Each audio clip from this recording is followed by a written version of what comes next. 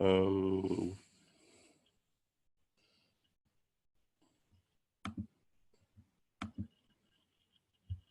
I'm trying to figure out how we want to see everybody. The gallery view. Gallery view, okay.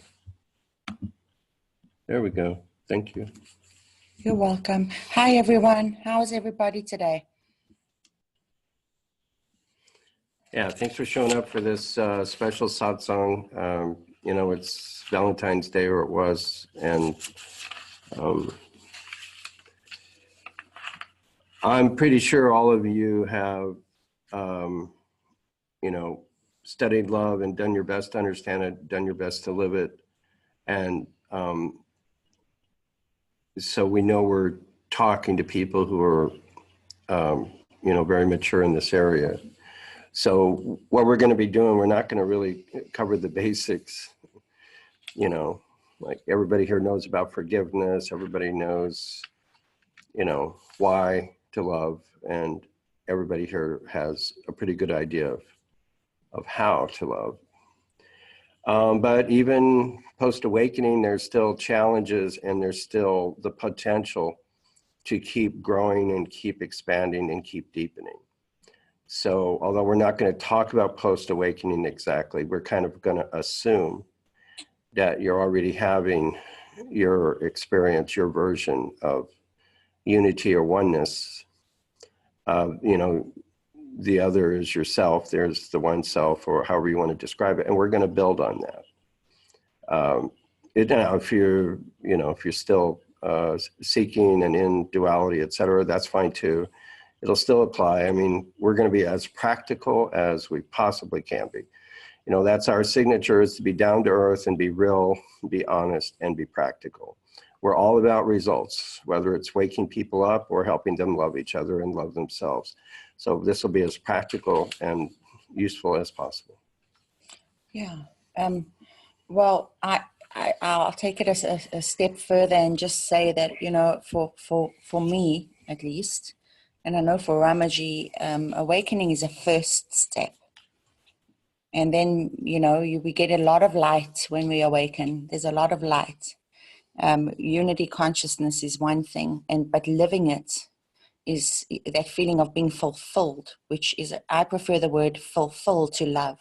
That feeling of being fulfilled, joyous, fulfilled, loving one another is something that can become a constant versus something that most people experience randomly. They have moments of fulfillment, and they find that it goes away, then they feel fulfilled again. And if you look at us creatures, us as creatures, as human beings that are human, we tend to get a lot of light whenever we buy something new. You know, I start a new career, let's say, and I'm doing something brand new, and there's so much light in it. I'm so excited. Then what happens? It seems almost as if it fades away. It gets boring. I don't want to do it anymore. You meet somebody for the first time and the sparks are there. You're excited. You feel madly in love with them.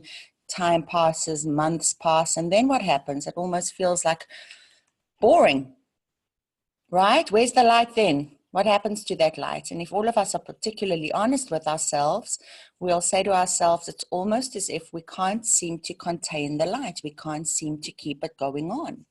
So then what do? We decide we want to become enlightened people because, gee whiz, maybe if I'm enlightened, I'm going to feel happy all the time. What happens then? You go to satsang and you meet with your teachers and we help you awaken and you become and recognize your essence, and all of a sudden you feel as if you're this divine being, which you always were and you are. But does that necessarily mean that you're always going to be experiencing that love and that fulfillment 24/7? And the answer to the question is no. And that is because we're on a path of transformation. You know, it's past the time that we can just say, well, I'm awakened now and so be it. I can just relax. No, it's the beginning. It's the beginning of understanding what it means to be here, what it means to be that light, how to actually be it. Not just experience it, be it. So what we're going to do today is we're going to give you a formula, and it's something I've been thinking about doing forever. And I'm hesitant, actually, but I'm going to give it a shot today. You can let me know how it sounds or if it makes any sense to you. It's something I studied for many years, and I'm going to try and nail it down along with Ramaji into a formula that can make sense, hopefully, to each and every one of you so that you can understand the way the universe works. Most of us are ignorant. We don't know how it works. We all want to transcend. There is no such thing as transcendence. If anything, an awakening really gives you the firm, oh my God, this is it, I am here, which means I have to deal with everything precisely as it is and as it comes up. And it's more of a descending. Exactly. So, if we're all to be perfectly honest with ourselves. Landing. Yeah, we land, and then the work begins. Yeah. So, I don't want to add anything in here. Well, just that I agree that, awakening or enlightenment is actually the beginning. It's when now that you're a spiritually mature adult human being, and it's not, there's so many messages out there that awakening is about transcending. As Ananda said, it's not. It's about being here as a human being. It's fulfilling your potential as a human being and contributing to the human community. I mean, it's all fine and good to go live up in a mountain and in a cave and meditate and stuff. But you know what? I mean, all the best and brightest left and went somewhere else. And, look what we have now in terms of civilization. I mean, so the Enlightenment wave has moved to the West, and that means participating in life.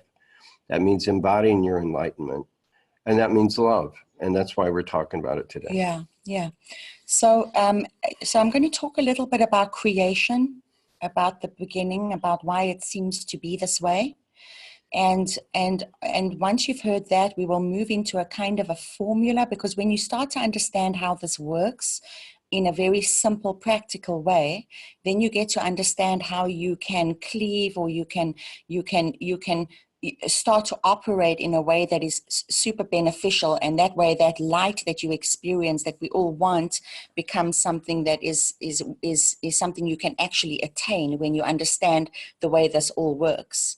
And just so you know, that we're living in a time right now in the universe where time seems to be speeding by. I don't know if you all notice, it's almost like things are everything's quickening up, and there's a reason for that. Yeah, because there really are three areas. Okay, let me rather start here. Okay, I want to call this this particular area having enlightened greed. I'm very greedy. I have a lot of desire, and I'm not satisfied with anything but having the full fulfillment, love, and joy that I know I'm here to receive. Right? The desire is something that in non-duality circles, they tend to say is something that's bad. We shouldn't desire. But the nature of ourselves as a vessel is desire. We are born with desire. There's nothing we can do about that. Everything from the minute you wake up in the morning, you desire your cup of coffee, to go to the bathroom. We are all led by this force. Now, I say that anything that is natural within us is something that we should never, ever try and pretend we don't have, because that's suppressing natural desire. And whenever you suppress anything that's natural in you, we get a very good, a good example of the suppression is what's going on with the priests. You see in the Vatican today, and you see all the priests that have suppressed their natural desire, sexual desire, and that's become so dark and so much bigger within them that now what are they doing? Raping children. You can't suppress what comes naturally. It's part of you. It doesn't work. So you have to then understand that the nature of existence is the desire to be. And you are a part of that existence, therefore you have the desire to be within you. And then we have to understand how these forces work within us. And there really are three forces at work all the time. There's the desire to receive. It's like a 3-column system. There's the desire to receive, there's the desire to share, and there's the filament in the middle. And if you kind of think of it as in the way a light bulb works, The desire to receive is the right-hand side, for example, of the battery, which is the positive, correct? The left-hand side is the negative. So the positive is the receiving, the sharing, I mean. The positive is always sharing, the right. The left is the negative. The left is always receiving, right? But the filament in the middle is what does the trick. That's what turns the light on. And we have those same forces that are acting within us all the time. We have the desire to receive, which is the negative pole energy within us, which is always at work.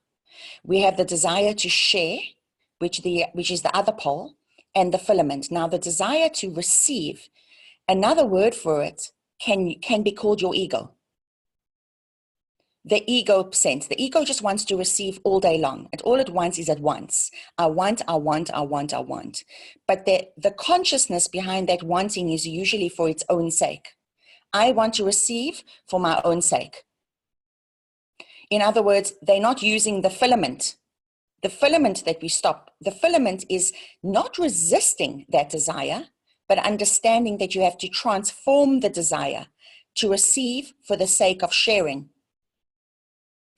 That's the idea. That's the filament. The minute you understand that you're always going to be wanting to receive, and you use the filament, which is shifting that desire, not resisting anything, never resist, but you shift it. If I'm going to be receiving this, it's going to be for the sake of sharing this. And that's how this whole system in the universe is continuously working. Because in actual fact, if you think of the earth as a vessel, the vessel is the earth. Gaia is the light that shines this earth. It's the desire to it's the light, the light of creation. So the earth, which is the vessel, had the desire, right? The desire to receive the light of creation, and that's the energy of sharing. So the creation itself is sharing itself with the earth, which lit it up. Do you know what I'm trying to say? In turn, it shares itself with humanity and the grass and nature. So you start to understand how this is actually a system that works in reality all the time. It's continuously working. And whenever you're watching people, when you watch human beings and you think to yourself, who are the happy ones? Who's happy? I guarantee you that 99% of the time you'll notice they're the people that are sharing the most, because they've tapped into the way this universe works. And they have a lot of desire. So when you awaken, you start to question what is going on here. I like to think that my students start to question. They don't just sit back and relax now. Open up, start to learn, start to find out what's going on here. You know, what am I really experiencing? Is this a real awakening for me? And if so, why? And if so, how's it working for me in my daily life? What can I do better? And you start to really ask very important questions. So I want you to also understand that the opponent, I call the opponent the ego. The ego is our opponent, and it has three ways that it tricks us. The one way is it tricks us because of time. The concept of time means there's a time period between cause and effect.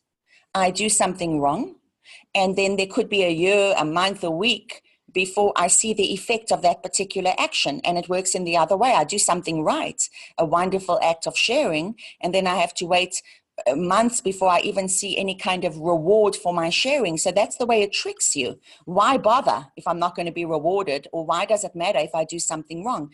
That's the way this ego works. Time is an illusion.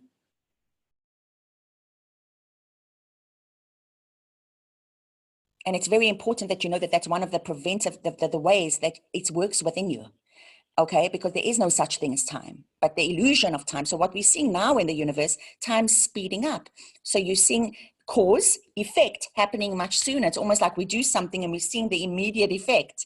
And that's this speed up that's happening right now. It's one of them. And then the other thing that this opponent does is it kind of tricks us into believing that it doesn't even exist. The light and the dark's always outside of me. Look how bad that one is. Look what they're doing. And you play the blame game. I'm feeling bad because of them. And we're projecting all our shit on the world around us and not taking any form of responsibility for our own states, what we're doing about it.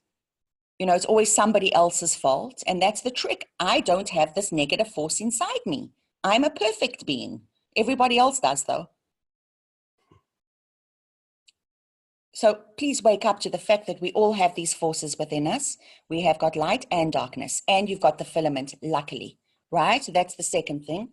And the third thing is it's incredibly strong and powerful, this force. Make no mistake about it. It's this force of persuasion. It has power and it has darkness. And we all have it within us. So the ultimate awakening is when you realize, wow, this is it, including my shit, including the stuff that I'm creating, the stuff that I'm projecting, the stuff that the way I introject. You know, it works in many ways. But the minute you can claim it and own it and really look at it, that's the beginning of getting rid of it. But you have to know how. You have to admit to it. I always giggle when people tell me, oh, there's so much love and everything's one, but I can't stand my neighbor. And I told them to F off in the car and I lost my temper. I'm like, really? That's a wonderful way to play out your love today. No, but I'm just being myself. They've got no clue. Zero clue. Because this is a path of transformation. We're transforming. Anyway, so Ramaji will talk to you a little bit less harshly than I do because I'm very zen, as we know, and I just don't like to play games and I don't like to waste time. And I just don't believe there's any more time to waste right now, you know, because there really isn't. You know, this is available to all of you. If you get this and you start doing this work, you will notice changes within you and around you that you will not believe are possible. But guess what? The onus is on you. Nobody else. It's not on a teacher. Don't look for salvation outside of yourself. This is the time we need to take responsibility.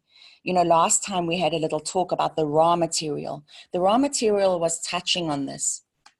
It was trying to explain to you how you get to that 51+%, where you are now more of a being of sharing than you are a being of just receiving. It was touching on something fundamentally very important. And giving you hints and giving you, a lot, if you understand that teaching. But so I just thought I would narrow it down as much as I could today to help you guys really understand how this works. And so anyway, I'm encouraging a lot of enlightened greed here, people. Don't be greedy, you know, shoot for the stars, shoot for complete fulfillment. You know, the fulfillment that we get in this world is very much in the 1%. I get a new house, I get a new car. But the real fulfillment is the 99%. It's the way that I feel.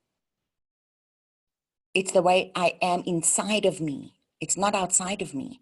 It's the joy, the essence of the joy that you actually are because you just are. What is that? How can I constantly be tapped into that? Not just at times, you know? So anyway, Ramaji, you want to take it from there and then I'll continue because there's more. Okay. Right. So awakening is the beginning of a new kind of work. You know, you were working on awakening and enlightenment. Now you got there. Now you can see clearly for the first time your confusion is gone or mostly gone. And eventually it will be all gone. You'll see clearly. And now you actually understand for the first time, you know, right in front of you, you can see what's going on. And you can, now the work begins because to use an exercise metaphor, let's say you could bench press 400 pounds before. Okay, well, there's people that can bench press, say, 1,000. So the challenge now is, you see, there's no limit to love. There's no limit to your capacity to express your enlightenment. There's no limit to your potential. And there's a whole lot of suffering out there. There's a whole lot of people that are suffering. But basically, what we like to see is that somebody gets on board with the understanding that now they have an infinite potential to unfold. Now, and that this is an adventure, like love is this infinite ocean. And so no matter how much you've expressed it up till today, you can do more and you can do bigger and you can do better. Now, that's all great, but today what we want to do is try to talk in the most practical terms about how to do that. So that's what I'm going to do right now. And Ananda talked about a formula. And that formula is how to participate in life. Because as she was saying, we are naturally and innately selfish. The ego doesn't ever totally go away, partly because we need an ego in order to be functional as a human being. If I'm in a room and somebody yells out, Fred, I don't turn my head. But if they yell out Ramaji, I'll turn my head and say, who's asking? So there's got to be some ego here, and there's going to be some selfishness, and we need to be honest about that. And so there's going to be some degree of selfishness. And so what do we do with that? Well, here's what we've arrived at. And this is based very much on Ananda's understanding of Kabbalah. She's been my Kabbalah teacher. And I found it extremely useful and very practical in applying this wisdom. So basically the formula for full circulation and for being able to participate in a life that leads on an ever expanding spiral of fulfillment is as follows. Desire. Desire is a confusing word, but here's what we're saying. Make it as big as possible. It all begins with desire. Chances are your desire is not big enough. Make it bigger. And then you desire to what? You desire to receive. You desire to receive. Now, receive is an interesting word because we have the word receive. We have the word conceive. We have the word deceive. We have reception, conception, deception, inception. So what's this sieve or this sept? That's the root word there. It means to take. I looked it up. It means to take. So even if a woman conceives, there's a taking going on. So we're going to take no matter what. I'm breathing in right now. You're breathing in right now. We're taking. We can't help it. Can I live without taking? No. So how am I going to take in a way that contributes to the to the circulation? So I have the desire to receive. Now, if I receive only for myself, in other words, I just take from me, that's a dead end. The problem in the world is that people are taking for self alone. They're taking just from me. So they take from me, and then, if you really feel where that goes, there's no circulation. You're blocking the circulation. Life stops. Life stops because people are afraid, because they're operating based on lack and fear, and the opponent, the ego, that's just driving them to take. And that's what leads to the conflict. That's what leads to the exploitation, the dictators, the wars. All of it is from that simple thing. They're taking for self alone because they're afraid if they don't, they won't have what they want. They won't have what they need. But we're saying you can't get away from the desire to receive for yourself. You can't get away from it. We can talk about love all day long, but there's something in it for you. If you're in a relationship, there's something in it for you. If there isn't, should be. And there should be. And if there isn't something in it for you, then you should have your head examined. Because there should be something in it for you. But obviously that's not enough, because if you're only in a relationship because there's something for you, then we all know there's something missing. So what is that other thing? So desire, bigger the better, and making it even bigger in the future, to receive, yes, for the sake of self alone or sharing. Okay, so it's the desire to receive for the sake of sharing, and this takes place in your consciousness. It's ongoing work, because you can't stop the desire to receive. You can't stop that even if you tried. But as soon as you are considering the fact that you are receiving for the sake of sharing, one way or another, what you're doing is then you are transforming that desire to receive for the sake alone, which is very natural, into the desire to receive for the sake of sharing, which means that you're using the filament, which means that now you've opened the energy. This is the way the energy works. This is the method. This is the formula.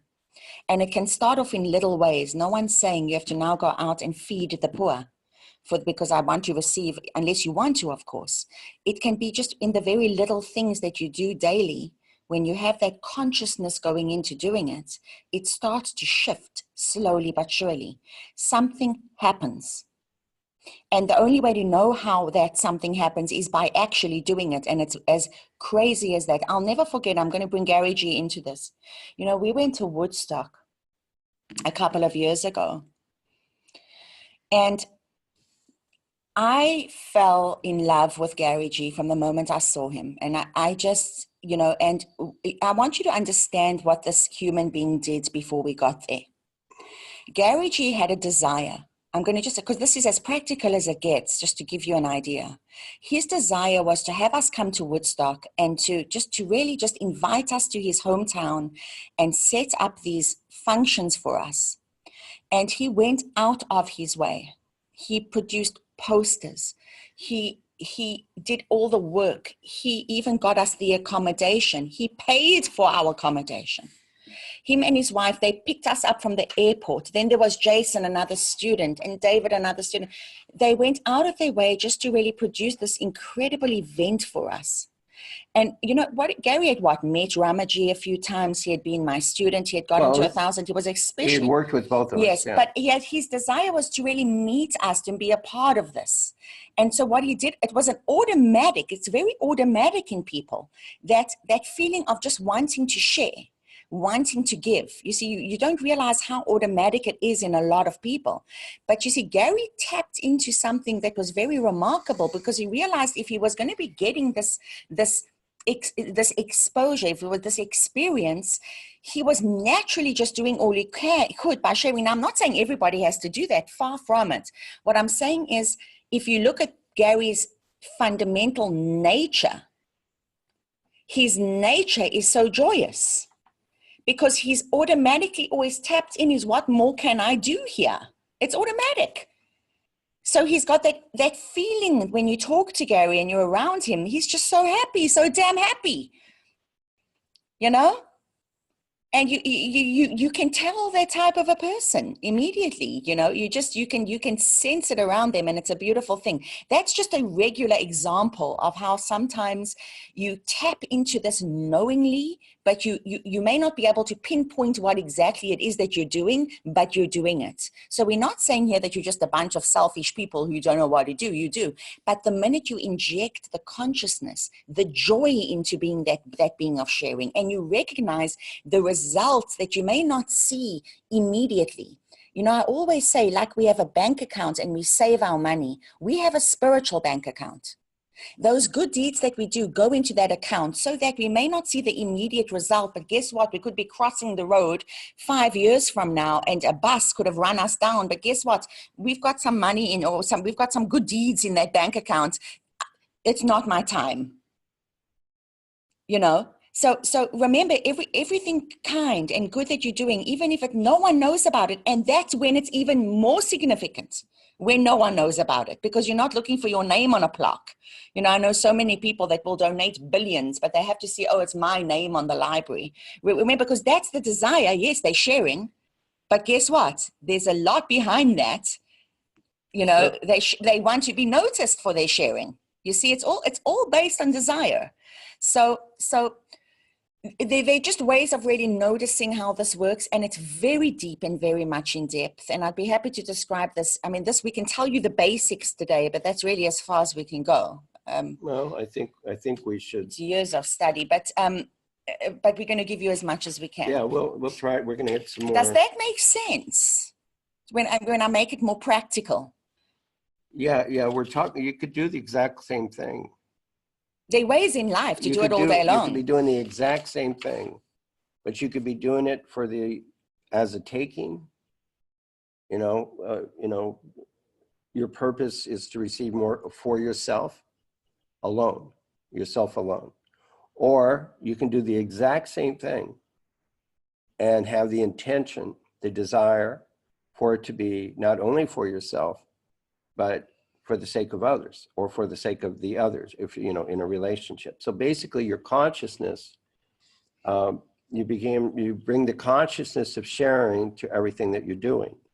It's actually selfish. See, this is what's really funny about this, because what happens as you expand your ability to share and to be a vehicle for sharing is you expand your vessel, you expand your capacity to receive. See, when you take for the self alone, it's a dead end, it's going into a box and it doesn't go anywhere and you don't expand. But when you take for the sake of sharing, as you're going to share, like, you have a loaf of bread and there's people there, you share the bread with the people. Well, now it looks like you have less bread than you did because you shared it. But the way the universe works, the universe is built on giving and sharing. We have sunlight and air and all this stuff right now, all day long, 24 hours a day, that keeps us alive. Mm-hmm. Constant giving is what keeps us alive. Mm-hmm. So the universe is telling us this is how everything works. So if I'm giving this bread away, it wasn't really mine in the first place. So it came to me, but I'm sharing. So what's going to happen is there's actually going to be a lot of benefit received. Mm-hmm. But my capacity to receive through sharing, my capacity to receive will be increased, which means I will have more abundance and I will have more happiness. Mm-hmm. So you get more, not less. You are expanding your vessel. Every time you have that consciousness, you're expanding your vessel to receive more joy, to receive more light.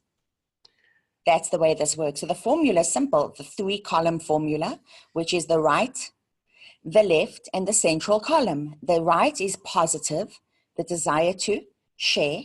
The left is negative, which is the desire to receive. And the central column is that neutral component between the two, which is the way that you are transforming the desire to receive for the sake alone into the desire to receive for the sake of sharing. And you do it little by little, step by step in your day. And you start to notice that your capacity now to feel more joy, more light, and that really begins to expand.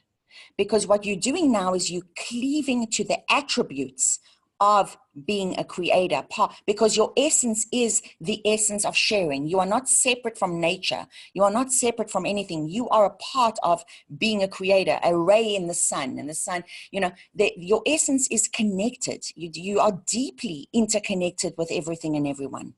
The way, when you start to recognize the way the world works, nature works, the universe works, this force works, and you cleave to those attributes, you're becoming a God. You're doing what God does, or whatever you want to call essence does. You sharing yourself with yourself. Yeah, the whole thing of taking for self alone is actually a lack-based scenario when you think about it. If you understand that you're essentially receiving infinite giving from the universe, then now you understand how this works. There is, people do need to understand that, you need to look at yourself and check to see if you have resistance to receiving. Big time. Some people, when we're spiritual or we've been raised in various religions and whatnot, we're told it's better to give than receive. And actually, it can be very comfortable for a lot of people to give and less comfortable for them to receive.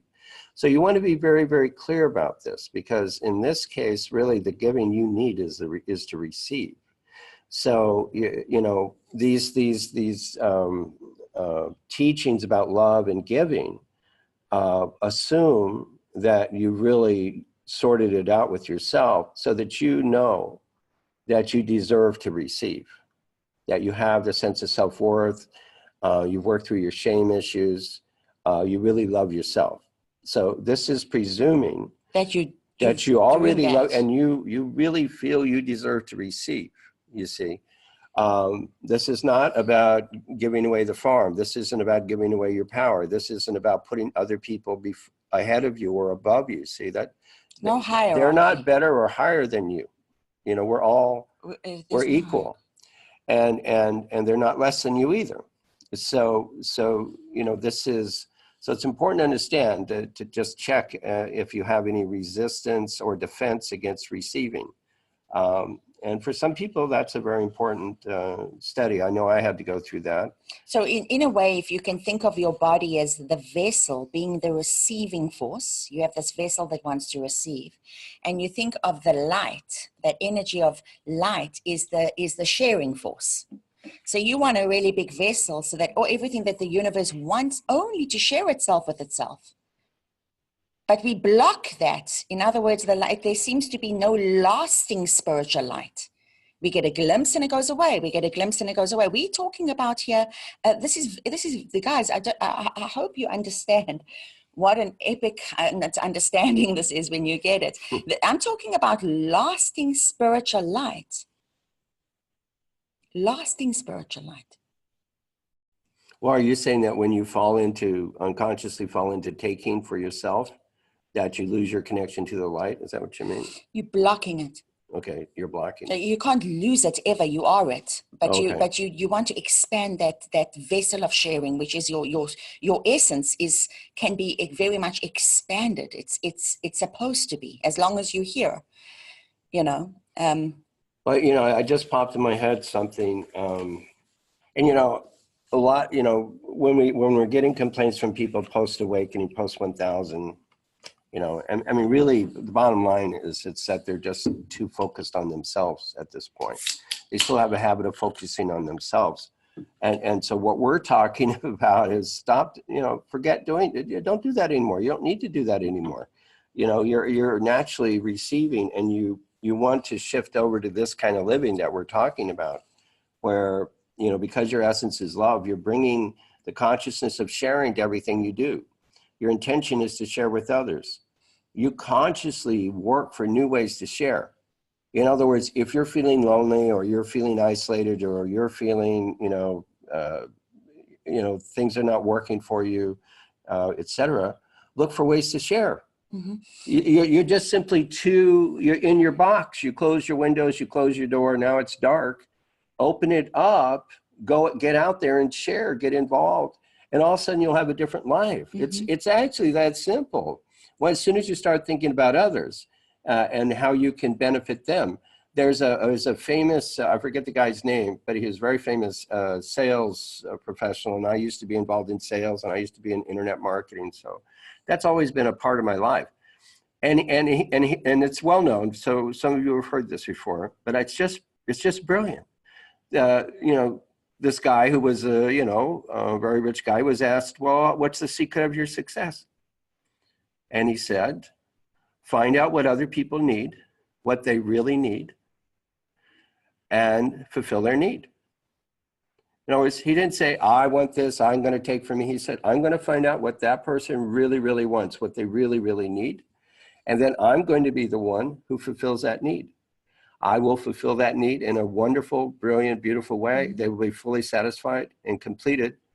And guess what? I know I will be rewarded for doing that.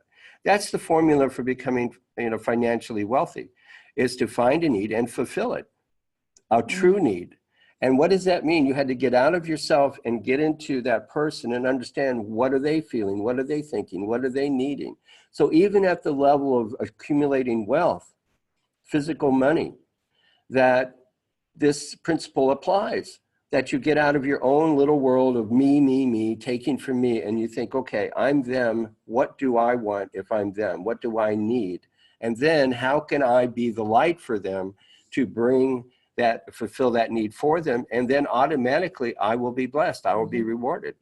The other way that you can do this in little ways, for example, because I always say, it's very hard to suddenly change, it takes time, but the little ways in life, for example, when you're driving in bad traffic and somebody wants to cross over into your lane, and your natural thing would be to just, you have absolutely no time. You're in a rush. I don't feel like having them come into my lane.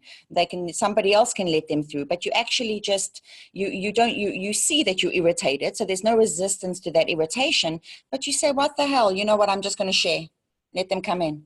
It's little things, because you know that little act, all the little acts we do in life matter.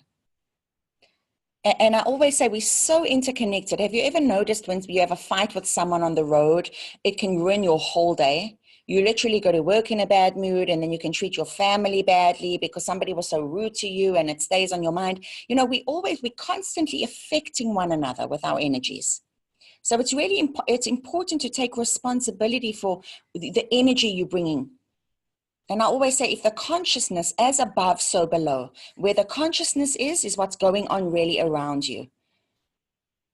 And, you know, I know that some of this can seem a little confusing if a person is not 100% at 1,000 yet, or not having been integrated there for a while. Because I always say we kind of get there, and the relax is, wow, I can just be myself and allow whatever to come up, and no resistance. And you're driving with a brake off in the car, and there's this clarity. That's one step. But, you know, we're taking it a little bit of a step further here, because what we'd like to see is that you understand the concept of these are universal truths. They're there because it just happens to be the way it works. So the minute you have that understanding, I always say that there are levels of understanding. And one of the top two levels are two words. The one is called Bina, and that is called understanding. It's high. When you have an understanding, you know a lot. The second is wisdom, which is chokhmah. It's a word. And the last one is that final illumination, which is the Godhead, the absolute. So you can't get to there without understanding the rungs of the ladder, the way the energy is working in you and around you. The minute you tap into the way this is working, and it becomes practical and normal and easy to do, because it actually is super easy. It's not difficult. You don't have to now become Mother Teresa. No one's saying that. You know, I'll give you another example. It's very easy for an extremely wealthy person to donate millions.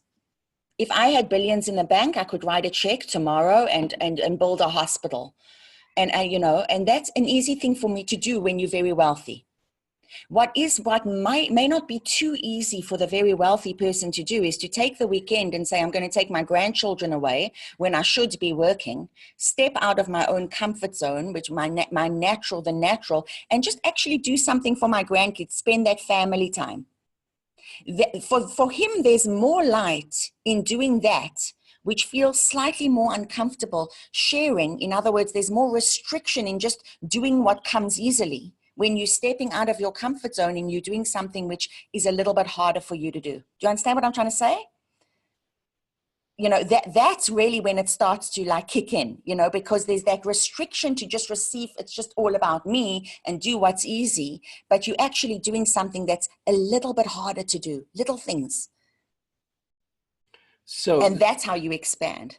So just to be clear, you know, when you give and when you share, okay, you can remember and review those positive feelings. Learn from your experience, because sometimes, you know, there's that saying, you know, no good deed goes unpunished. And like, for example, one time you know, years ago, I decided to take somebody to the airport when I had an appointment, and supposedly I had plenty of time, but then it turned out there was all this traffic, so I missed my appointment. And I never forgot that. And I realized that what was happening in that case was it wasn't really so much giving as I was not taking for myself. I needed to be responsible for myself and my appointment, and I should not have, you know, compromised myself. So, you know, this is something that is based on doing. You have to do it, experiment, keep doing it, and then you will learn through your own inner guidance system, your own feeling, what is really working for you, exactly how to do this. So when you give and when you share, check your feelings. Notice how you feel afterwards. You know, for certain Enneagram types, they give as a strategy to manipulate, you know, and a lot of human beings do that. You want to be very clear about, notice what happens when you give, okay? Because what we're talking about is you're consciously giving in order to receive for the sake of sharing, but that's in order to receive for the sake of sharing. You see, you can't get away from your selfishness. You can't get away from your selfness. You're always receiving all the time. And if you're not, you're a fool, because you're being given to all the time by the universe and by other people. So, and then going on to amplify what Ananda said about your comfort zone. This is a very, very, very important point. So once you understand how it feels good to give and share and it's working for you, then you can go into going beyond your comfort zone. So going beyond your comfort zone, like she was saying, I mean, it's easy to give a lot of money. If you have a lot of money, it might be difficult to, you know, go be with your kids or otherwise do something that doesn't come easily to you. So I wanted to talk about my experience with going past your comfort zone. Like, now I'm going to give an example when it comes to generosity and money. And this is a journey that Ananda and I have been on, because I was raised in a way where I ended up quite miserly and quite thrifty. And he's a 5, so. And I'm a 5. And so there's a whole kind of, what's that word? Starts with an H, hoarding. Yeah, so. And remember, hoarding for Ramaji is, you know, not just, it's the hoarding even of information. Energy, information. Energy. For a 5, they keep it very close to their belt. Because why would I want to go out anywhere? That's to expend energy, and energy is precious and limited, you know, so I'll just stay at home and watch TV. Because that's only costing me $12 a month, you until know, he made an 8 for Netflix. so that, you know, that's how the 5's thinking. The 5's thinking, let's minimize. So anyway, so we were. I still remember that particular dinner, and in La Jolla, California. And basically, was I trying to get you to pay half of it? Is that what was happening? Yeah, I was. I think I was. Do you remember that time where was in that bistro? Yes. Yes. Is that what it was? I was trying to get you to pay half? Yes. Right. So anyway, so she was, I forget again, I was horrified. Yeah, she was absolutely horrified. She was shocked that I was you know, horrified. But anyway, because I'd always pretty much gone Dutch in the past, you know, as they say, you know, 50-50. And I would like cover the tip, but I'd go 50-50. You cannot believe. And to her, that was ridiculous. It was like, you know, and anyway, to make a long story short, I all of a sudden, you know, I was feeling my need to, I was feeling the contraction of, you know, I'm right. You know, I mean, I've done this before. I mean, she's got this idea and blah, blah, blah. Which I'm not quiet about. No. It was an argument. We had a fight. We had a fight right there in the restaurant. And then I just said, okay, let me just try on her point of view. And something happened where I realized that I was operating out of fear, and I was operating on the basis of lack. And I wasn't giving. I was, you know, in other words, I was operating on the basis of taking for self alone. In other words, hey, I'm only paying half. That's what I've always done. Now you're going to pay half. Now, you know, for some women, it is completely ridiculous that a man is expecting her to pay half on a date. And I get that, you know, but, you know, so I realized that, I also saw it. It wasn't even about what's the mores, you know, man, woman. I saw my, call it my greed, my hoarding, my miserliness, my fear, my lack, you know, my belief in lack. And I realized I had no choice. I was feeling this contraction, you know, contraction around that. And then I realized I have no choice right now but to expand and feel the fear or feel the discomfort and expand into the unknown, into a place I'd never been in my whole life. So in terms of Enneagram type, this was me dealing with my 5 Enneagram in terms of the formula, the principle we just talked about, where, you know, I had a habit of being miserly and contracting around money. You know, my father made really good money working for IBM, but he's continued to wear the same $25 Sears suit for many years. Okay. He could have afforded a much more, but you know, so I was raised that way, and my parents were in the Great Depression, blah, blah, blah. So, but anyway, when I chose to expand and you know, feel the discomfort and expand into the unknown, take a breath, you know, and okay, it was amazing. It was like all of a sudden, I realized what a box I'd been living in. I'd been living in a prison cell, and I didn't even know it. And then I immediately felt this joy. I felt this joy at paying for the meal, and I know this for some people it's got to sound ridiculous, like such a stupid, mundane example, but I'm really trying to show you how ordinary this can be and how blind we can be. How blind I was to such a simple thing. I felt all this joy, and then you know the tip and everything, and from that day forward, all of a sudden I understood. So like when, you know, we would go out, you know, or when we would be with friends, I would offer to pay because I had finally understood this principle when it came to that situation. Mm-hmm. And it was life-changing. Mm-hmm. And I had been attempting to explain this to him for about a year. And, but you know, you have to have your own breakthrough with it, according to your own nature, because we all have the opponent working within us. And I always say the best work to do is that Enneagram work, because wherever your deadly sin is, the opposite is the virtue you should be cultivating. So it's usually going to work in that area. So for me, it was generosity. So here's just some notes I made about, you know, when you notice a contraction, which will probably be according to your Enneagram type, you know, one of your blind spots. So you notice a contraction as soon as it happens, and you ask, why are you contracting? You know, what's really going on here? So you're pausing, you're taking a moment, and then you move in the direction of expansion. You breathe. Now it may feel uncomfortable at first, but then it will feel really good. Now, if you give into the contraction, it might feel good at first, right? But then it's going to feel bad later.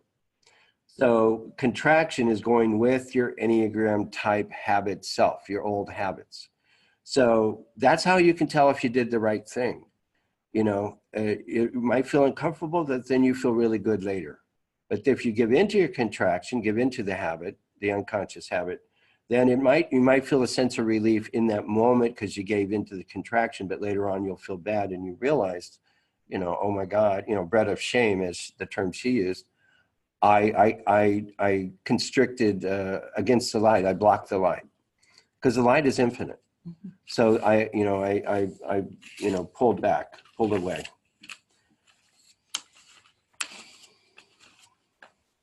What else were you going to say? Anything else? Well, that was that particular note right there. Yes. Okay. Just. I just don't want to interrupt. No, go ahead. You know. No, that was like a big one that I wanted to talk about. Just trying to, for me, like, you know, so she's the Kabbalist, not me. And so I had to make this my own in my own way. And what I discovered, and which I now do on a daily basis, or you could even say hourly basis, which is based on this teaching, is I'm now aware of the contraction that takes place when I'm falling into my, you know, habits. And that I have this option not only just to be aware of that, you know, which is what I used to do. I used to be like, oh, okay. Oh yeah, here's that old habit of hoarding or being miserly or conserving energy, but now, now I recognize, oh, okay, here's an opportunity to expand and go into this bigger unknown, you know, to trust the universe and expand. When I see that contraction, now I can, okay, here we go. You know, and it'll feel uncomfortable at first, but then it feels really, really good. And I could come up with all kinds of examples of, like, one time when I had to put down I had $12,000 for something. It was the most money I'd ever handed to somebody in the form of a check. So it was for the right thing, and I knew it was right, but I still was super uncomfortable, and pooping bricks, as they say, but then it turned out to be just fantastic. So this is part of the process post awakening, that you are now rubbing up against, confronting these very old habits, ancient habits in yourself to contract and hold back and still operate on the basis of your limitations. What I want to add in, and that is really that we often confronted with that feeling that of that constriction, that constricted feeling. And whenever I feel that in my life, that's what I call my spiritual work. I want to feel that. You see, now a lot of people dive into this thinking they never want to feel that uncomfortable, but I was trained to look for the areas so that I can expand my vessel. And for many years, my teacher would say to me whenever I was okay, I don't even want to hear from you, because as long as everything's the same, you're in this comfort zone. You're not really, but there's nothing really going on. You're not growing at all. So it's a very much a reversal of the way you see the issues that come up in life. I'm always very grateful to have something come up, because then I get to do something differently, which I know for me means a sense of expansion. It's going to expand. So the meaning I give the crap in my life is a lot of people would say, oh gosh, and why is she going through that? That must be so hard. How can she do what she's doing when but I'm always pushing, because I know that it's happening because this is a time in my life where I'm really evolving spiritually. It looks like it's come in the form of a difficulty, but in fact, everything that's difficult leads to expansion. When we're just okay and everything's just fine, there isn't, how is it then through suffering we seek, through suffering we learn, so the meaning I give any form of suffering, regardless of what it is always a different meaning. And the meaning is, yippee, I get to do some more work. Yippee, I'm discovering a part of myself I haven't yet worked on. And that consciousness alone is incredible. Because you're not trying to control things and have them remain a certain way. People are very comfortable. We're so adverse to change. We're adverse to everything, and that's the problem. And then we've made a lot of agreements because we are so afraid of change. And now what we're seeing in the world is a time of reckoning. We're looking, oh my God, look at all these agreements that were made in fear. They don't work for us as a collective. Things seem to be falling apart. And now everyone's terrified. My way's the right way. Their way's the right way. Who's right? Who's wrong? What's actually going on? Because we're being faced with all these fear-based agreements we've made with ourselves and with other, or as a collective. So instead of being afraid of what's going on, look at it as an invitation. What's going on here with me? How can I shift and do this differently? Where is my old habit? Why do I have the habit? And how can I get rid of that particular habit that's keeping me feeling so stuck? And that the meaning you give something changes, and the result you get therefore changes. Because you're the light. You're the light that's giving the meaning. I want to say that, that little event where I realized my, this, Enneagram 5 type hoarding, miserliness, etc. And I confronted it. I felt the discomfort, and I, broke through it. Which is, could be a little thing, could be a big thing, dramatic, not dramatic. Remember we were talking about taking, desire to receive for the sake of sharing, and yet how it's actually quite selfish, and how it expands your vessel and expands your ability to receive. That was a couple of years ago. That event. My life has changed in relationship to money, in relationship to abundance, in relationship to. But not only your life. Look how much more abundant you are. Look how you see, by doing that, you're earning triple what you were earning. you see, that's how it shifted for you. Well, it's a lot. There's a lot of good things that are happening. Yeah, you know, I mean, you see, but as soon as the point I'm trying to make is it's a geometric expansion. you have to understand how this works. It's a formula. There's a saying, feel the fear and do it anyway, but we're really saying you're going to notice a discomfort. This is as tangible and concrete as real as it gets. You're going to notice a discomfort. And we're not saying just choose discomfort, don't just choose pain. We're not saying that. There's a wisdom to this. When you see this discomfort and you know it's due to your habit, an unconscious habit, it's a blind spot, and you're being challenged by a person, by life in some way. And then you choose that discomfort, you go into it.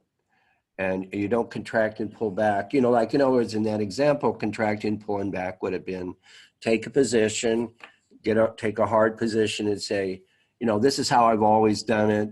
And you know what, the fact that you're not willing to be flexible, I don't know, it really makes me wonder how much you actually love me. And I wonder if this is really going to work and blah, blah, blah. God, is he lucky he didn't say that? The shit would have hit the fan. Yeah, well, the shit was already hitting the fan. And so, but I could have taken a position, you see, and then I could have felt right. But instead I could feel that I was contracting. I could feel I was going in the direction of my ego, my small self, the one that wants to think only of itself, just take care of itself, just protect itself, take for self alone. Mm-hmm. I could feel it. It was painful actually, but at the same time, very familiar. Because it's part of my nature and part of my conditioning. And so I said, no, I know I'm going to have to do the opposite of this. I'm going to have to move in the direction of expansion and trust. And it seemed like such a big step at the time. But I'm just saying, it's really, really true that the expansion that'll take place is really beyond anything your mind can conceive. Mm-hmm. And that's how we're getting over to that 51%, because what we want to see happening with mass consciousness is if enough people start to do the more for the desire for the sharing, we're going to start really changing the world as a mass consciousness, which is one of the reasons why Ramaji and I decided to actually start talking about this. It's not a normal non-dual conversation at all. Yeah, we have because we don't usually go here, but we feel that a lot of you have been with us for so long, and we just feel that the world is ready now. There's a certain kind of pressure right now that I'm noticing. Just generally, I'm noticing it whenever I'm noticing it a lot. It's this push. We're being pushed, and we're being pushed for a reason.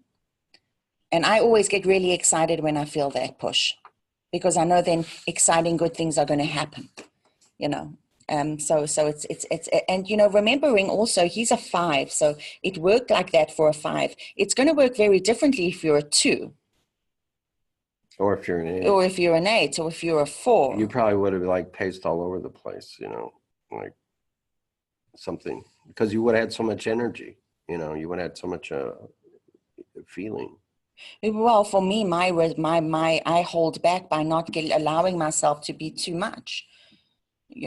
I'm constantly working on pulling back the force that I tend to be, and the anger that lurks beneath an 8, a 9, and a 1 all the time. I'm very aware of it when it comes up. So I work on that all day long. But yes, I mean, these are just fun things to do, and it's a different way to kind of perceive things. Once you understand this about expansion and contraction, and you understand about when you're taking for self, it's really your old Enneagram type habit. Once you make these connections, you got something you can do all day long that will expand your life. Well, this isn't really an Enneagram thing. I can explain that. I can totally explain. All right. Yeah, I can explain that very easily. But hold on, I just wanted to say, I wanted to talk about, the 8s are super what is it? I can't read Well, it. she's Lust. lust is the sin of the age. So how does that work? Or for two is designed to give. Yes. Okay. Yeah, I can give us a minor example. For example, you know, a nice way of describing, for example, a two. So what a two will automatically do is they will constantly be wanting to help, but they are not being honest with themselves. In actual fact, the reason why they helping is not really because they really want to help. The consciousness is, I'm going to be loved and get something. It's actually a very greedy way of wanting the help. The more I'm giving, I know I'm going to be getting. In other words, like I'm going to be doing something I really don't want to do because that's going to make me feel very important. They land up having the deadly sin of a two is really pride. It's pride. And then the virtue to cultivate is the opposite of pride, you know, which is just, what's the opposite of pride again?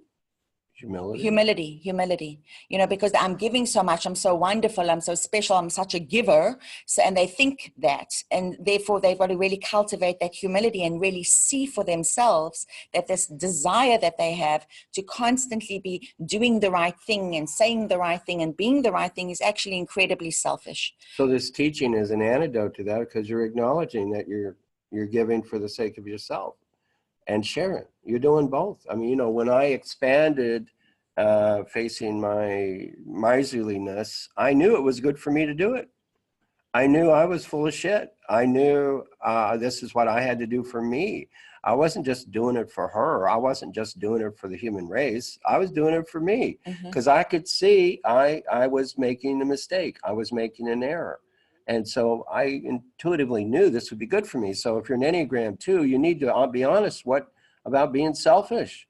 You're actually being very selfish. You have to see that. Once you see that, then you'll be empowered, and then your giving will be balanced. You have to create balanced giving. For an 8, for example, the need to be all powerful and the boss is what motivates an 8, and the lust for more. There's always more. So they can be incredibly generous people because they don't have an issue about giving at all. But what happens with an 8 is they are very afraid of showing vulnerability, showing fear, showing that anything is maybe wrong, talking about what they really feel. So for an 8 to really feel the expansion is to admit to, this is how I'm feeling. I feel vulnerable, you know, and so instead of really acting from that place of being the boss and bossy and it's my way or the highway, and they can, you know, you'll be in a situation where you truly believe your way is the right way and that way is the wrong way, but you stop. That's the resistance, not the resistance. That's the restriction. Hold on a second. This person has got an attitude that is equally as significant and important as mine, even though we don't agree. So my restriction there is to say, you know what? I totally get you. Thank you for sharing that with me. And I've never thought of that before. In fact, it even scares me to think of it that way. So her expansion is to become vulnerable. Yeah. See, because she wants to go into anger and because that gives her a feeling of power. But instead, if she can, you know, her contraction is actually to go into anger and to go into a feeling of power, because then she doesn't feel vulnerable. So for her expansion would be to become vulnerable and sit in that discomfort, you know, notice that discomfort and then be able to be with it. And then, you know, I'm always noticed that. You know, but again, you know what, you guys, it starts off little by little, just noticing these small little things, and you begin to work on them. Rome wasn't built in a day. Remember, it's 51%, which means the other 49% or whatever percent can be, you know, you still can be a relatively selfish still and live your normal life, making those little changes. Well, our joke with each other is how selfish we are. You know, I mean, I think it's really helpful to be honest with others, if you have other people you can talk to, just about how actually selfish you really are. And I'm beyond and by owning that, and we're talking about owning your darkness, owning your selfishness, owning your ego, owning that and being able to talk about it, being able to talk about any of these things, shame, vulnerability, all of these taboo things that we tend to hide. Talk about your selfishness. Yes, I want this. You know, it's really funny. It can be a real challenge to actually own the fact that you really want something. You want something from somebody else. You want something for yourself. It's paradoxical, but that's actually part of your spiritual growth. Yeah. You know, for a 6, it would be, I'm scared. I feel scared. They have so much fear. Well, they're I automatically have going anxiety. into cup is half empty. Mhm. And when you see that, see, that's your contraction. And when you see that, you can just go, okay, wait a minute, take a breath and go, do I really know that's true? Or how about, what if this time, just this time, I'm going to assume the cup is half full, or at least, not half empty. Just see the belief, the underlying belief, and do it different. What would my life be like if I let go of this belief? And then the right actions will arise because you didn't go into your contraction, you expanded, or as what she's saying, restriction, which means restricting the tendency to contract. Okay, so you're expanding and opening up. What are you doing? Opening up. Restricting the tendency to act on the contraction. Okay, yeah, that's what I mean. That you're going to feel the contraction, but you're restricting the tendency to act on it. Like, I call it robotic consciousness. For most of us, we're just robotically doing these things. Right. So I restricted my action, which, when we were having the dinner, my action would have been to insist that it's 50-50. But I had realized I was wrong. And even though I had the desire to continue with that position, I knew I had to say no to this. Yeah. This is small. I want to go big. Yeah. So that was the restriction. That's the filament. You see? Yeah. That's the filament. Yeah. That moment is the filament. Yeah. That's the moment. That's the filament in the moment. So, and that's really important. And the other thing is, guys, so many of us, and you see this a lot in spiritual circles. I'm not saying there's anything wrong with it. But the tendency is you become even awakened, but you're still running around from teacher to teacher, from transmission to transmission. You're doing this and you're doing that. And there's always there's that desire to get more, to know more. It's never ending really with spiritual people, because the one thing you're really not doing is you're not really taking your responsibility. You're not actually transforming. You're looking for a way out. Yeah. What we're saying is you're like somebody who could, lift X number of pounds or run a mile and so on. And now you're like going to go see what can you do that's bigger, that's faster, that's more. I mean, that's the excitement of being an awakened person. Now there's basically no limits. And now, I mean, the exciting thing to us is, wow, what can we do? Like the RASA came about for me because I just said, what's possible? I don't think there's a limit. I think it's possible for limitless people to awaken very quickly. So it was kind of like that Roger Bannister guy who was the first one to do the 4-minute mile. And after he did it, a dozen guys could do it.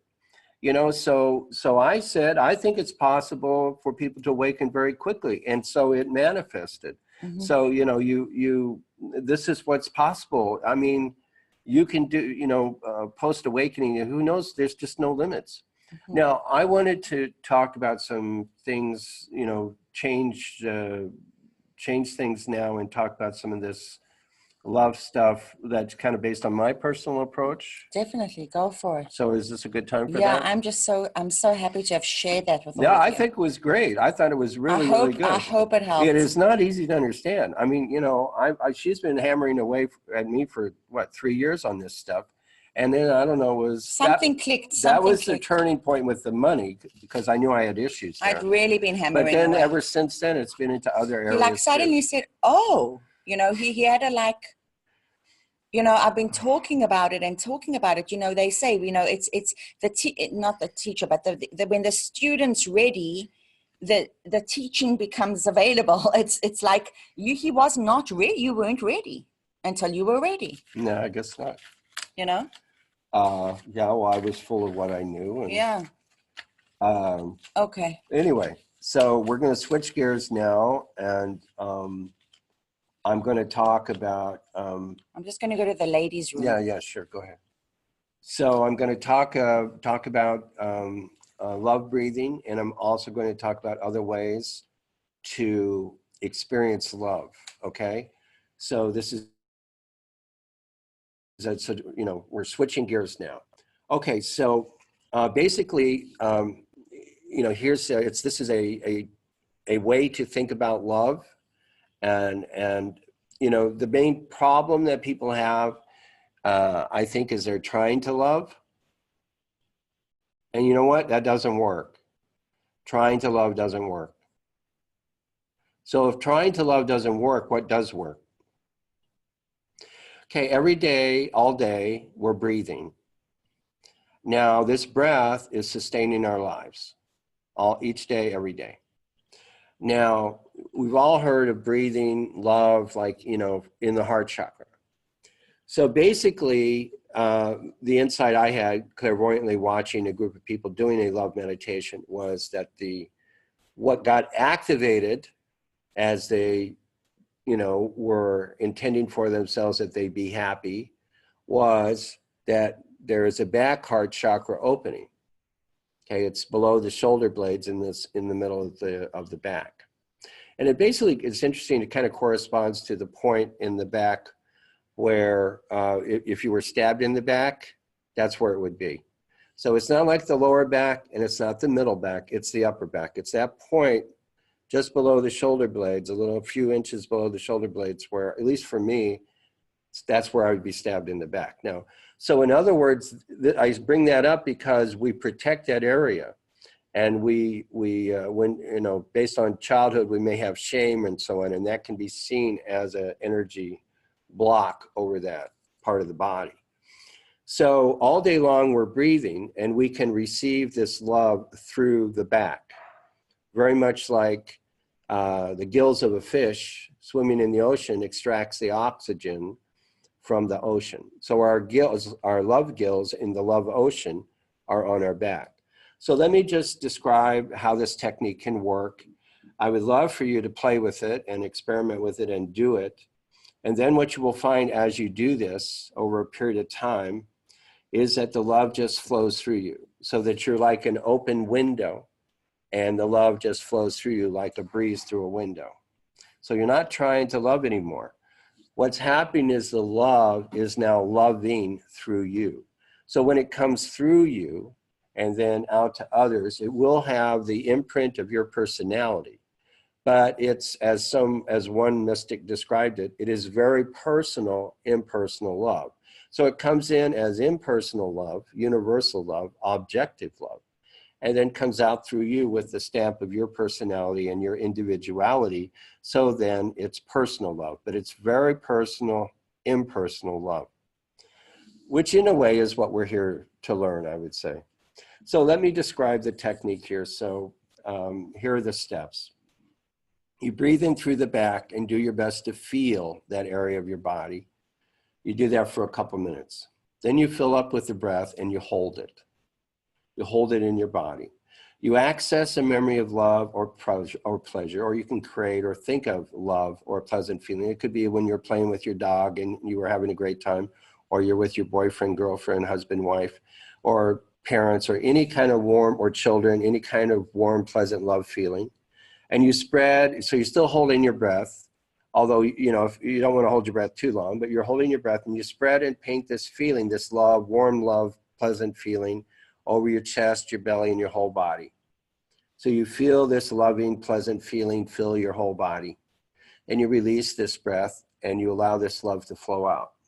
So you repeat this often. In other words, basically, I'm going to breathe in through the back, fill up, feel this love feeling, spread it through my body, paint it all over me, and allow it to fill up like a liquid on the inside or like a balloon with air. Give myself permission to feel as good as I can right now, to feel wonderful, filled with love, and that often leads to a blissful feeling. Put a smile on my face and a smile in my heart, and allow myself to experience this love, this bliss, this joy, and then release it, you know, let it flow out to the world, through you, from you. Do that again. Give yourself permission to feel love without limit, bliss without limit. Paint it through your body. And so in the beginning, you start with remembering a pleasant feeling or a love feeling, love experience. You can use your memory, or you can make it up. But after a while, you don't need to do that at all. You just breathe it in, immediately feel it, you know. Another variation of this is to breathe and just fill up, well, I'll get to that in a moment. So you're giving yourself permission to feel unlimited love and bliss. You will then be able to access love basically without any kind of restriction, on demand. The image, as I said, is you're a fish in the sea with gills on your back to extract the precious oxygen, the love from this ocean of love that you live in. And I'm going to talk about that ocean of love in a minute. So what happens when you do this? You see, we're all going around looking for love from somebody else. Here, I got an empty cup. Would you please fill my cup with your love? Doesn't work, because everybody's got an empty cup. They're all banging their cup against your cup. Come on, I need love, you give me love. Well, what's the solution? The solution is to get the love from another source. And that source is an ocean of love. And when you breathe, you're breathing in that from that ocean of love. Now that ocean of love is another dimension, and that's going to take me to the next step. So you're all going to get a recording. I know I'm going through this very quickly. And at the very end, if we have time, we will get to questions, you know, via the chat box. But I'm going through this very quickly just because I want to get it out, because this is our love satsang for the year, because it's, you know, Valentine's Day month. It's February. So I'm just going to pour all this stuff out, and you'll be able to get the recording in case you want to review it. So what I'm saying now is love is in the air. Okay, there is a dimension. Fourth dimension, you could say, the heart chakra dimension. You know, we look here, we look around us, and you know, and you watch the news, and you know, a lot of conflict, a lot of war, a lot of unfairness, a lot of exploitation, and we all know this, and we all look at that, and of course, you know, it's very natural to say, where is the love? What happened to the love? These people are not being loving, they're being the opposite, treating each other horribly. Now, as non-dual teachers, of course, we go, you know, there's a whole other way you can talk about it, you know, in terms of non-duality, but we're not talking about it that way today. We're talking about it as ordinary human beings who would love to see as much love in the world as possible.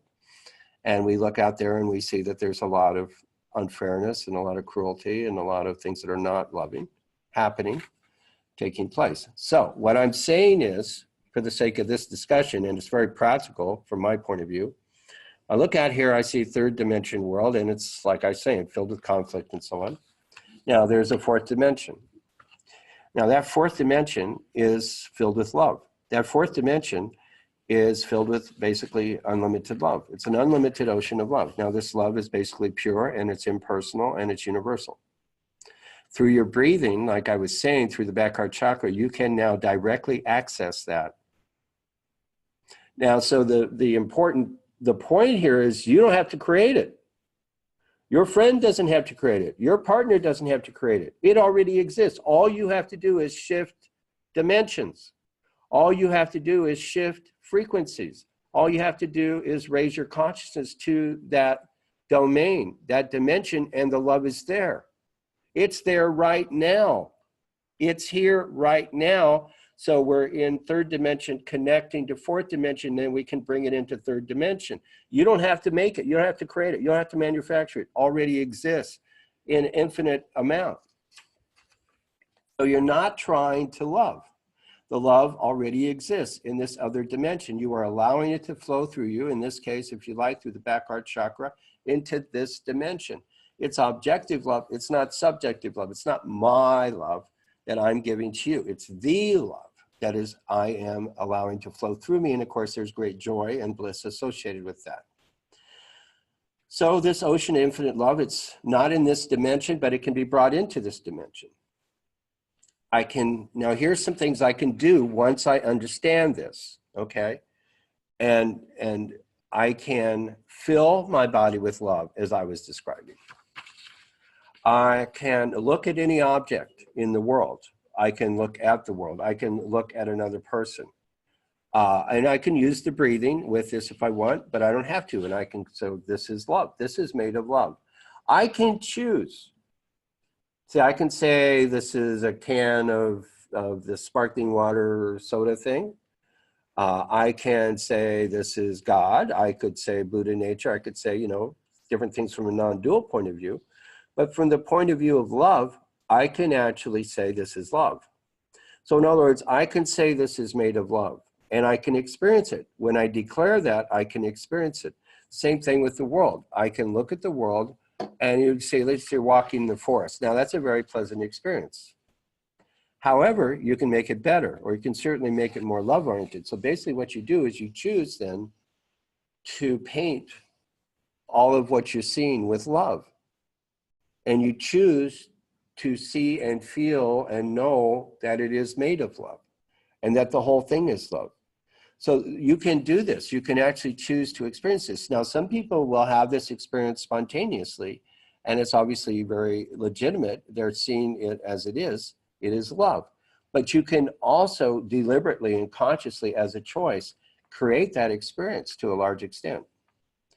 You can do this with all the senses. So if I'm touching this, you see, I'm touching. Okay, now I can touch, very nice. I can touch, okay, I'm one with it. I can also touch with love. I can experience love, touching love. It's a conscious choice. It's something that I, as consciousness, can experience. I can experience love, being with love through all the five senses: seeing, hearing, touching, tasting, and smelling. All can be experiences of love. All can be love in action, love in expression. Another way, so you're painting the object, painting the world with love. Another way is to start with gratitude, and gratitude will really take you high. And you can start with gratitude and then upgrade to love. And then, as I said, that love may lead to bliss. So you can fill the body, even if you're not doing the love breath, you can just fill the body, like you can ask for love, this love to fill your body. It's like a liquid, and your body is empty, and you just choose to fill with this love and have your body be filled with love. And you may feel your body kind of dissolves and everything is love. So everybody's gonna have a different experience, but what I'm wanting to do is say that this is possible. You can do this. See there, what happens, Ananda and I have talked about this a lot, and we've read about it, and we tried to find out, what other people like, say, Adi Ashanti are saying about it. But basically, there seems to be a non-dual awakening, but that non-dual awakening, which is legitimate, may or may not include a heart awakening or a heart opening. So what I'm talking about is, if you're an awakened person, you're at 1,000, and you're not experiencing the love that you would like, or the connection, or the harmony, that then I'm suggesting you cultivate love in these ways or another way, very deliberately, to expand your experience of love. And then your enlightenment, your awakening, your non-duality can then become more and more saturated with love. I was already, before I got into non-duality, a devotee of Divine Mother in the form of Kali. So my path was actually heart-based, love, devotion, surrender. So when I got into non-duality, I still continue that devotion. But, so for me, I'm actually a bhakti. I'm actually a person who's more involved in love, devotion, but the non-duality and the love go together very nicely. So let's see. So I guess the last thing I would say is you can also just think about the air. There's a song, Love is in the Air. You can just think about it that way. You think the love is in the air. And then last thing, this is very practical. Okay, so in terms of all of your relationships, family, friends, business, if you would like a partner and you don't have one, I am guaranteeing to you that if you do these practices, it will change. You will attract someone. You will attract a very wonderful person, most likely.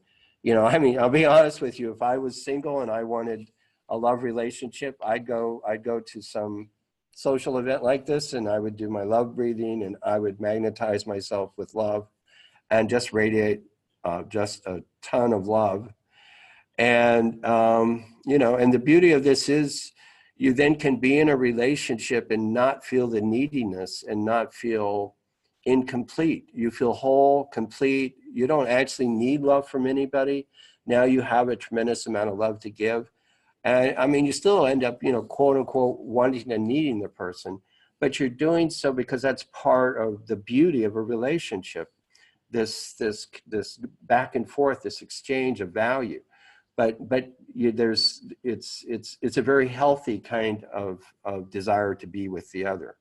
So this is, to me, in my opinion, the solution for, you know, getting along with other people, for relationships, for everything like that.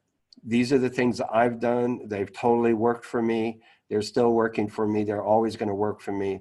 And I'm just wanting to share them with you. The sky is the limit, or even beyond that, when it comes to love, and it will change all your relationships. Other people are our biggest challenge. So when the more we allow this love that already exists to flow through us into this world, the better our relationships will go.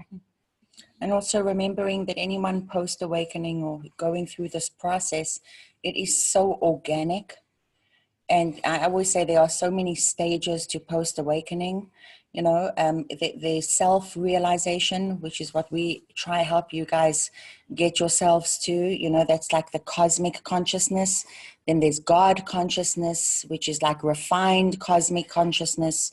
Then you have unity consciousness, which is, you know, oneness, that real non-duality. There's beyond consciousness, which is like Brahman. Well, show them and the there's book refined Brahman. show them Yes, the book you're pure reading divinity. Yeah, I'll show that to them afterwards. because I don't know if I agree with all that stuff. Yeah, no, I I think that it develops. I think it deepens. Well, no, it does deepen. I'm just trying to put a few stages Well, no, show in there. them the book. Yeah, I will. But I always want people to know that comparison is the mind, and that it's just so unique to everybody. Well, I like the more simple version. Not that that's wrong or anything, but just that a simple version of that is basically a mind awakening or mind realization, then a heart awakening, and then a gut awakening, which is, so it's like first, so you see, you can have the mental, it's a legitimate awakening, non-dual awakening, but then the heart really needs to open up for that to feel truly rich and fulfilling.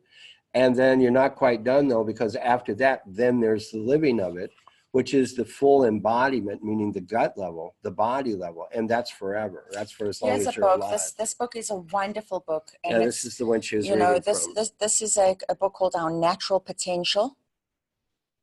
And the author Our Natural Potential, and the author is Davidia Buckland. Yeah. And what I love about this particular book is that firstly, he seems very real, and he really talks about the stages very well. And I think that anyone who is post-awakening or awakening can really, you know, it gives you an idea of how this kind of integrates in a fine language. Well, this is basically the Maharishi Mahesh Yogi's system. And the good thing about, you know, I agree, he's done a really good job of making it relevant to everybody. Yes. And he's not like a dogmatic person. He's saying, this is the best model I've come up with, and here's why it works, and stuff like that. So you may find it very useful. I ended up, I think it's Adyashanti that talks about the mind, heart, and gut awakening. And, you know, you kind of go up, you could say, with Kundalini, and then you come back down. There's a descent in terms of integration post-enlightenment. So mind, heart, gut. And I like that. It took me a while to kind of embrace it, but now I embrace it just because you do see these differences in people post-awakening, and in terms of what I see with people where they're still having problems, say a year after going to 1,000, what I see is their heart is not really opened.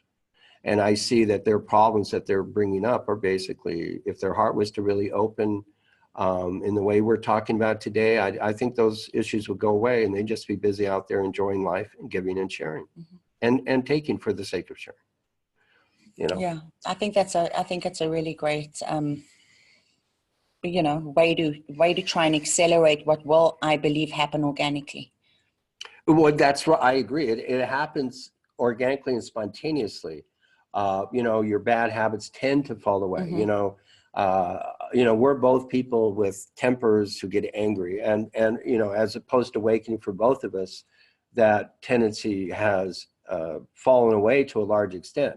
We still have that same nature, but it tends to be much more appropriate when it does happen, you know, and we're conscious of it. And we weren't deliberately, I mean, it was just in the context of daily, you know, sadhana, daily practice, but, you know, it just, all of these other things, they just tend to fall away. But we believe there's still a lot that you can consciously do, like we're talking about today, to be all that you can be. I mean, it's an exciting challenge.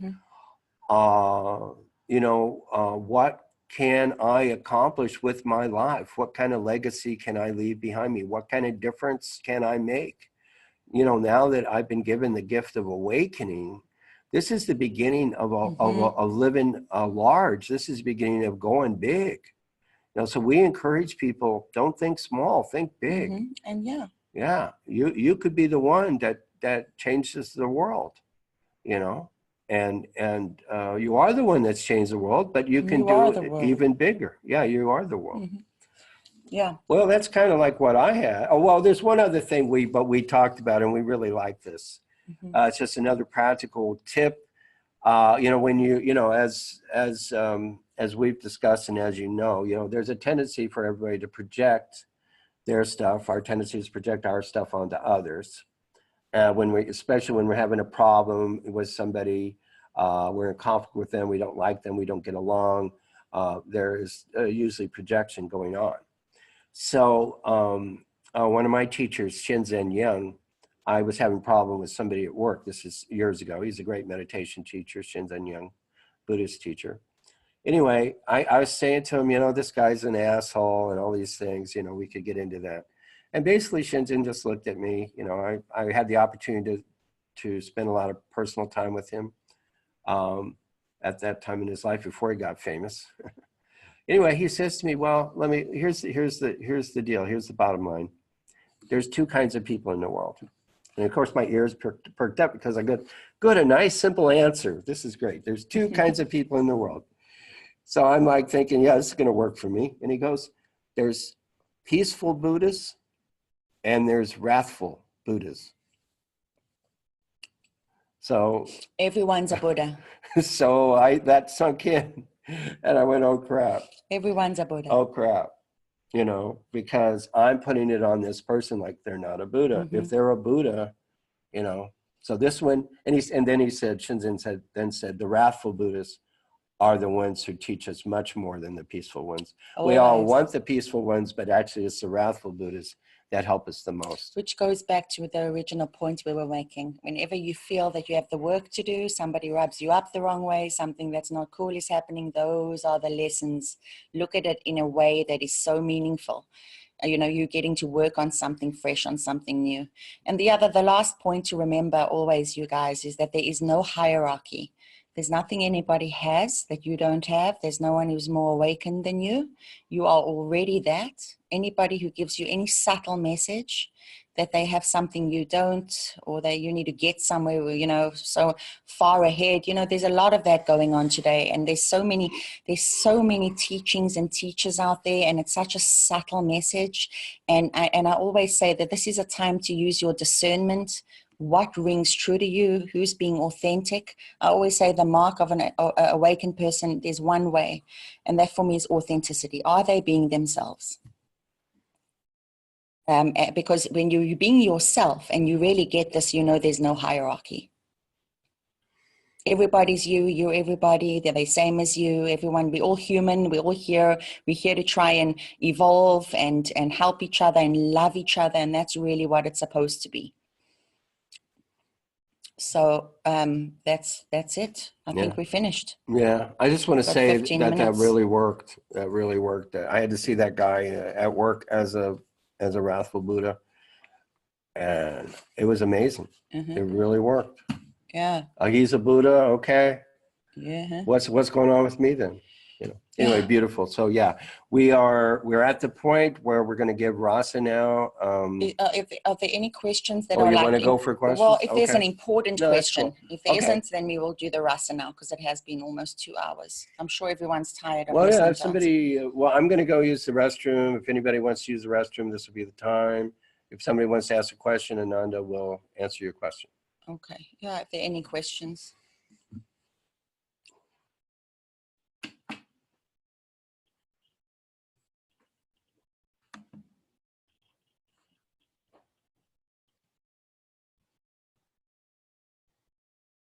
What can I do to feel more worthy of receiving more?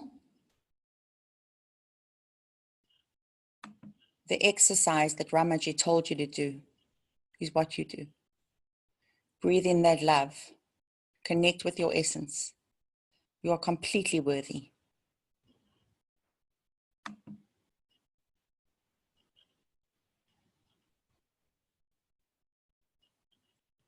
Completely worthy.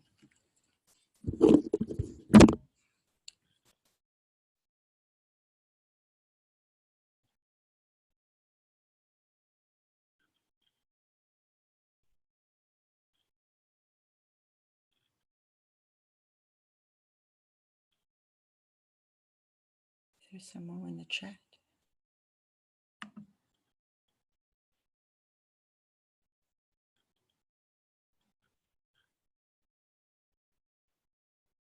Max, yeah, but do that love exercise, the back heart chakra.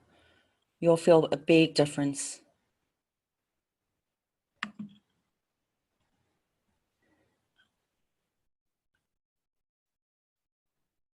Yes. Yes, I do think so. At least I've been told that. I've never watched it later. I never rewatch. So I hope it does. Do you guys find that it helps if you watch this at a later stage again, that you get a good effect from it? That was Teresa's question. What do you think? I mean, the best people to respond would be the audience. Do any of you watch this afterwards at all? Or have you ever watched it at a later stage? I found it helps. She writing, I found it helps.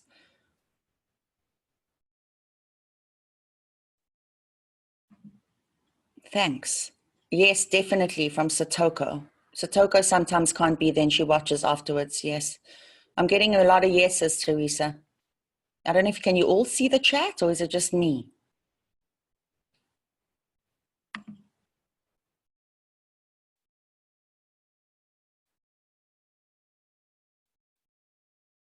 Yeah, exactly.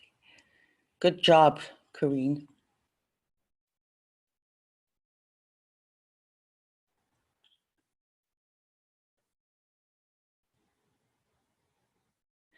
It has been so cold in San Diego, you guys. I don't know about wherever you are in the world, but all I can say is it doesn't feel like California at all.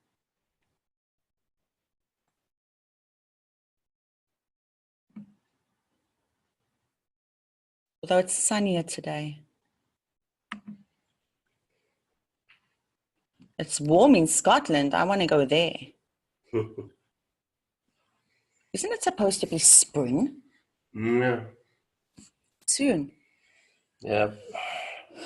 Norway too. Warm in Norway. Really? What was the name of the book? Do you want to just type this in the chat? Our Natural Potential. Let's see if we can.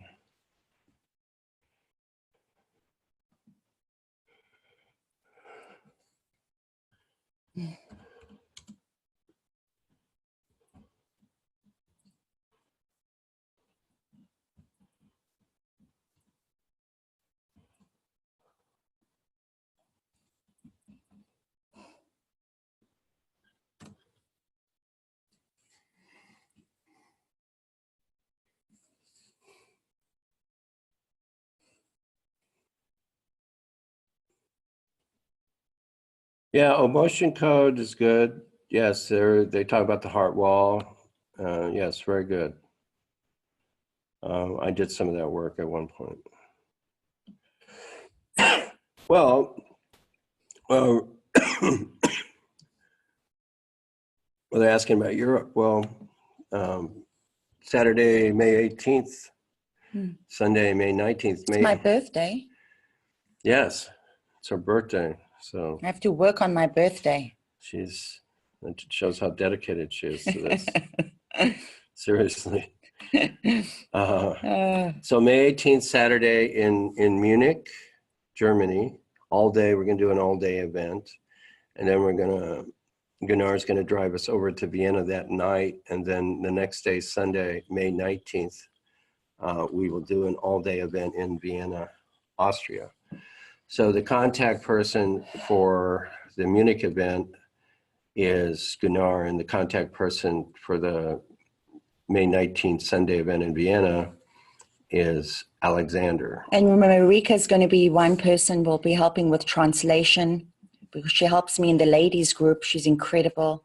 There she is at the bottom there with a blanket around her. Yeah, and we're going to post and then something. there's there'll be people really that are very good at speaking both German and English. So there'll be a lot of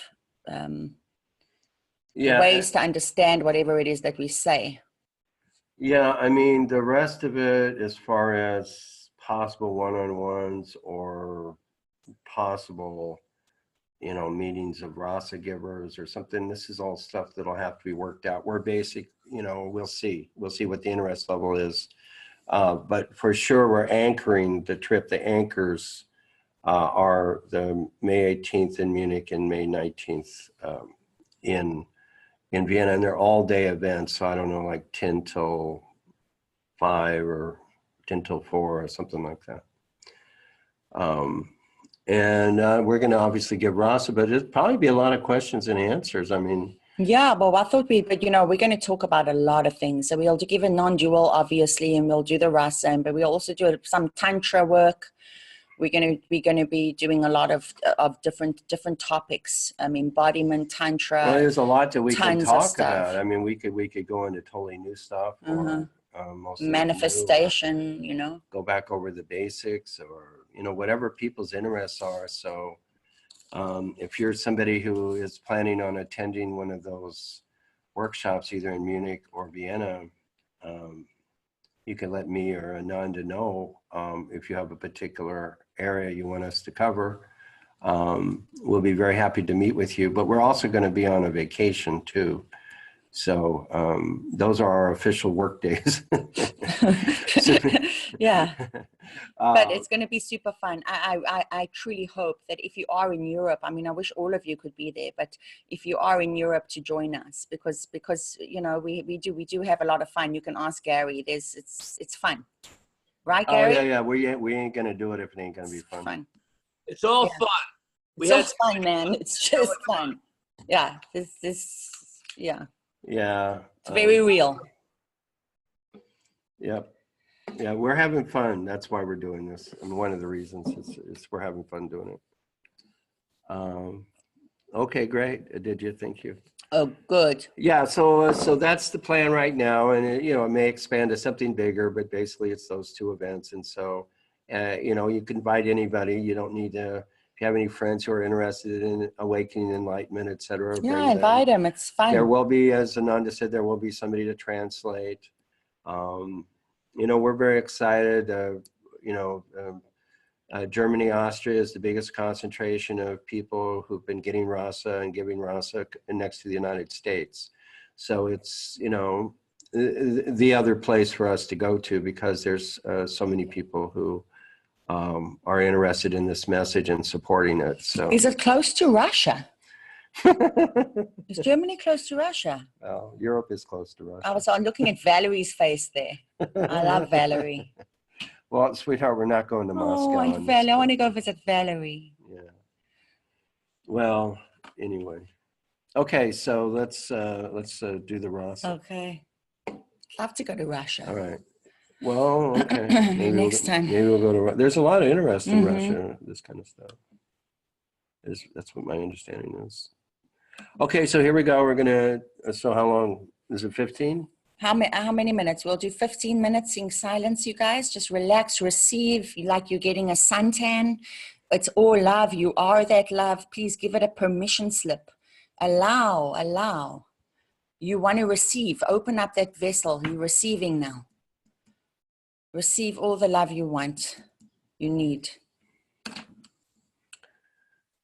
So, do you want to play the music? Or? Yeah. No? Put us on mute. Okay. Okay, so here we go. 15 minutes in silence, eyes closed.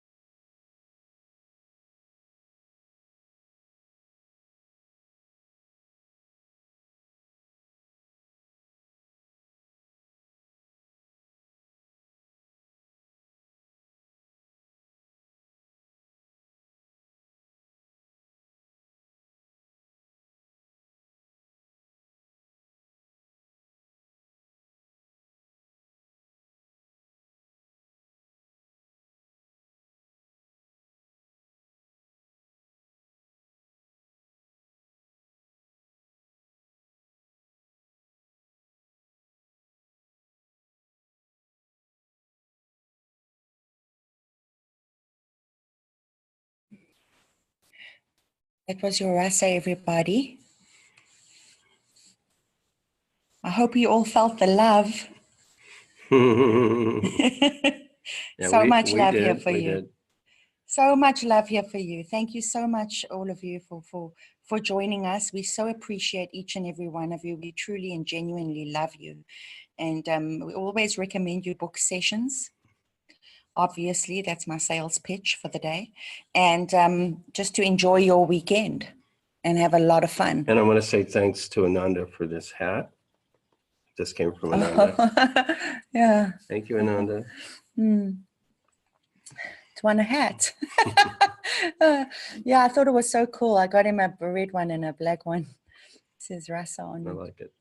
Thank you. Welcome. Okay, everybody, put it into practice, and we'll be sending you a recording in about a week. Or two. Well, okay, could be It takes two, but Ramaji a bit of time. But that's okay. We'll get it done eventually. And you'll all get your copies in a week or two. yeah, well, it's to view. It's not actually to download. So if you want to watch it again, maybe take notes or something, you know, when you get it, then watch it soon, because it'll be up for about a month, and then eventually we put it up for sale on the website in the web store, and at which point it has to be bought. But you'll have plenty of time to watch it, you know. Yeah, well, the sell hats, yeah, right. I've been thinking about that, but see, the thing is, this hat I know was quite expensive. So if we were, you know, it's a specialty like thing, so it costs, you know, pretty expensive for a hat. So we'd have to look into some kind of, you know, mass production, which we'll see. Bring some to Munich. Yeah, very good idea. Oh, you'll pay the price. Well, that's good to know. I think it's, what was it, $100? Yeah, right. No, man. It's not. It's a hat. It's not that expensive. Oh, I don't know. It's not. It's a nice hat. I mean, it's fun. So you guys, I just also want to just say thank you so much for bearing with me. My background was in the Kabbalah study, and it's not easy for me to talk about it. You know, I almost have to wait for a dream and get an okay from my teacher, and it's a whole big thing. So but it was time to share.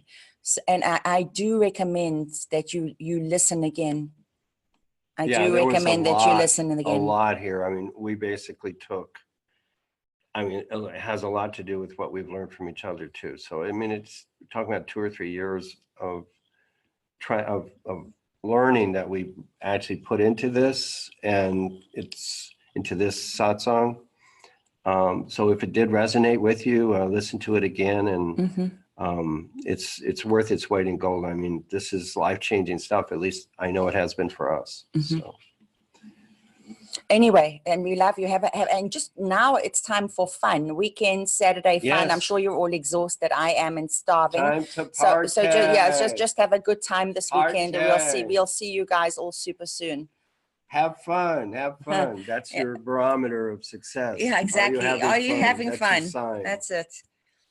That's the sign. You feel good. Thanks, everybody. Okay, love you. Lots of love. Bye-bye. Thanks for being here. Love you. Thanks so much.